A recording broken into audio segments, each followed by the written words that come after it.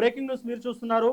ఈ సంవత్సరం టీడీపీ మహానాడు సభలు అయితే అట్టహాసంగా చేయడానికి అయితే రంగం సిద్ధం చేసుకుంది. ముఖ్యంగా మే 27, 28, 29 తేదీల్లో మహానాడు సభలు అయితే జరగనున్నాయి. ఈ సభల కోసం ప్రజెంట్ అయితే కడపలోని సీకే దిన్ అయితే వేదిక కానుంది. ముఖ్యంగా ఈ సంవత్సరం జరగబోయే ఈ మహానాడు వేదికలు అయితే, ఈ మహానాడు సభలు అయితే అత్యంత ఘనంగా జరుగుతున్నాయి. అంతేకాకుండా దీనికి ఒక ప్రాముఖ్యత కూడా చేకూరనుంది. ఎందుకంటే ఎంతో కాలంగా పార్టీకి ఇటు కుటుంబ సభ్యులకు దూరంగా ఉంటున్నారు అన్న ఒక ప్రచారానికి నోచుకున్న ఎన్టీఆర్ గారు అయితే, జూనియర్ ఎన్టీఆర్ గారు అయితే ఈ సభలకు ఆహ్వానించాలని పార్టీ అధిష్టానం నిర్ణయించినట్టు తెలుస్తుంది. అంతేకాకుండా జూనియర్ ఎన్టీఆర్ ను మహానాడు సభలకు ఆహ్వానించడానికి బాలయ్య రంగంలోకి దిగినట్లయితే తెలుస్తుంది. ముఖ్యంగా ఎన్టీఆర్ అంటే సీనియర్ ఎన్టీఆర్ ఎవరైతే పార్టీ టీడీపీ పార్టీ వ్యవస్థాపక అధ్యక్షులు ఉన్నారో సీనియర్ ఎన్టీఆర్, ఆయన జన్మదినం మే 28 అన్న విషయం తెలిసిందే. ఆయన జన్మదినాన్ని పురస్కరించుకొని ప్రతి సంవత్సరం మే 27, 28, 29 3 రోజులు అయితే పార్టీ ప్లీనరీ సభలుగా దీన్ని జరుపుకుంటారు. ముఖ్యంగా టీడీపీ పార్టీ శ్రేణులు క్షేత్రస్థాయిలో అధిక మొత్తంలో వచ్చి దీన్ని ఈ సభలను అయితే దిగ్విజయం పరుస్తారు. ముఖ్యంగా లాస్ట్ రోజు మే 29 రోజు భారీ బహిరంగ సభ చేసి అయితే దీన్ని ముగిస్తారు. అంతేకాకుండా ప్రతి సంవత్సరం ఈ సభలో తీర్మానాలు కూడా చేస్తారు. అలాగే పార్టీ విధానాలు కూడా మాట్లాడతారు.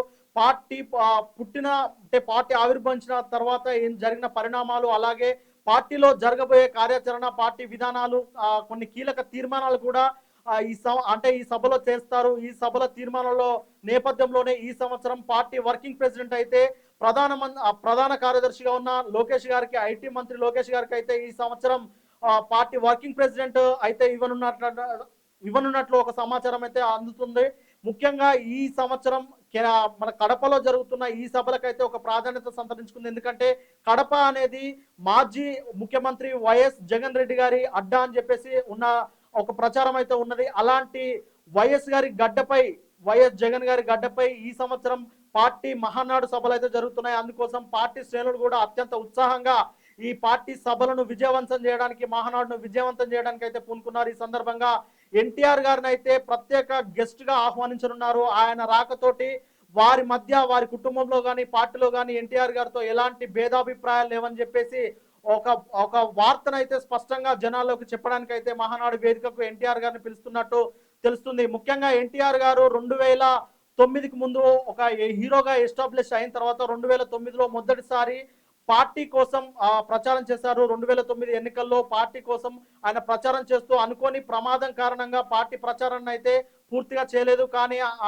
అప్పుడు ఆ సమయంలో వచ్చిన రిజల్ట్ ప్రకారం 2009లో టీడీపీ అయితే పరాజయం పాలైంది. ఆ తర్వాత పార్టీకి ఎన్టీఆర్ గారు అయితే దూరం ఉంటూనే వచ్చారు. 2014లో మళ్ళీ ఏదైతే తెలంగాణ రాష్ట్రం ఏర్పడిన తర్వాత ఆంధ్రప్రదేశ్ సీఎంగా చంద్రబాబు నాయుడు గారు ప్రమాణ స్వీకారం వేళ ఎన్టీఆర్ గారు అయితే ప్రమాణ స్వీకారానికి అటెండ్ అయ్యారు. ఆ తర్వాత 2014 తర్వాత అటు పార్టీకి, అటు నారా ఫ్యామిలీకి, ఇటు నందమూరి ఫ్యామిలీకి కూడా ఆయన కొంత దూరం పెరుగుతూ వచ్చింది. ఇదే క్రమంలో చాలా వార్తలు అయితే వచ్చాయి. అదే అంటే బాలయ్య బాబు గారు కూడా నందమూరి ఎన్టీఆర్ గారిని అయితే కొంచెం దూరం పెడుతున్నట్లు, ఫ్యామిలీకి సంబంధించిన ఫంక్షన్ లో కూడా ఆయనను ఆహ్వానించట్లేదన్న కథనాలు అయితే వెలువడ్డాయి. ఈ సందర్భంగానే మనము కొన్ని కథనాలు అయితే చూసాము. కానీ ఎన్టీఆర్ గారు మాత్రం అలాంటి ఏం లేవు, ఫ్యామిలీ మధ్య చాలా ఒక మంచి సానుకూలత పరిస్థితి ఉన్నదని చెప్పేసి ఆయన చెప్పుకుంటూ వచ్చారు.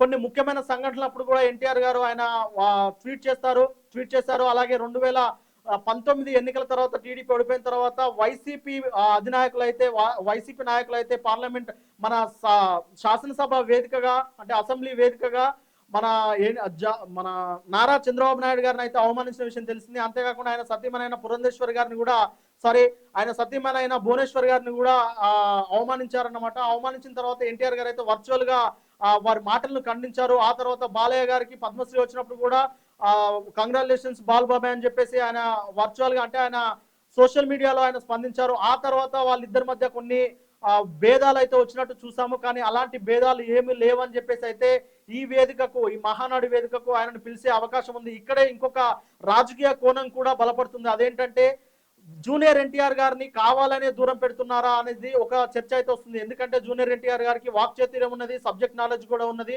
ఈ సబ్జెక్ట్ నాలెడ్జ్ పరంగానే లోకేష్ గారికి ఉన్న సబ్జెక్ట్ నాలెడ్జ్ తక్కువ ఉండడం వల్ల ఈ పార్టీ పగ్గాలైతే జూనియర్ ఎన్టీఆర్ తీసుకునే అవకాశం ఉందని, అందుకే ఎన్టీఆర్ ఏదైతే టీడీపీ కార్యకర్తలు ఉన్నారో టీడీపీ కార్యకర్తలు కూడా ఏదో రోజు జూనియర్ ఎన్టీఆర్ గారే టీడీపీ పగ్గాలను చేపట్టబోతున్నారని ఒక పెద్ద ఎత్తున ఒక క్యాంపెయినింగ్ నిర్వహించారు. ఆ కారణంగానే లోకేష్ గారి అధికారం లేదా లోకేష్ గారు పలచగైతారని చెప్పేసి ఎన్టీఆర్ ని దూరం పెడుతూ వస్తున్నారన్న వార్తలకు కూడా మహానాడు సభలకు ఎన్టీఆర్ గారు హాజరైతే ఆ వార్తలు కూడా చెక్ పడే అవకాశం ఉంది. దీనిపై మరి ఏపీ రాజకీయాలు ఎలాంటి కోణం తీసుకుంటాయో చూడాలి.